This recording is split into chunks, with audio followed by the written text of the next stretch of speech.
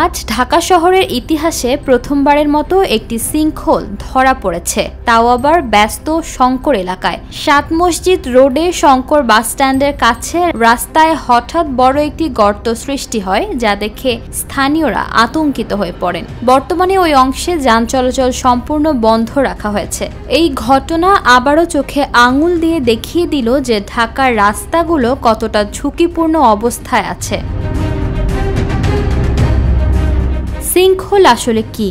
Sinkhole হলো হঠাৎ ধসে যাওয়া একটি গর্ত, যা মাটির নিচে ফাঁপা জায়গা তৈরি হলে এবং ওপরের স্তর ভেঙে পড়লে ঘটে। মনে হয় যেন রাস্তা হঠাৎ করেই গিলে ফেলছে মাটি।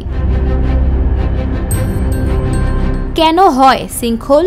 ভূগর্ভস্থ পানির স্তর নিচে নেমে গেলে মাটি দুর্বল হয়ে পড়ে। ড্রেন বা পানির পাইপ লিক হয়ে মাটি ধুয়ে গেলে ফাঁপা হয়ে যায়। সেফটি ট্যাঙ্ক, পুরনো পাইপলাইন ভেঙে পড়লে নিচে ফাঁকা জায়গা তৈরি হয়। এছাড়াও কিছু এলাকায় প্রাকৃতিকভাবে চুনা পাথর ও দ্রবণীয় শিলা পানিতে গলে গর্ত তৈরি করে। চলুন জেনে নেওয়া যাক কিভাবে সাবধান থাকা যাবে। ফাটল ধরা পানি জমে থাকা রাস্তায় ভারী যান না চালান। হঠাৎ গর্ত বা ধস দেখলে দ্রুত স্থান ত্যাগ করুন। পুরনো পাইপলাইন ও ড্রেন নিয়মিত রক্ষণাবেক্ষণ করতে হবে এবং নগর কর্তৃপক্ষের উচিত ভূগর্ভস্থ জরিপ, ঝুঁকিপূর্ণ অঞ্চল চিহ্নিত করা।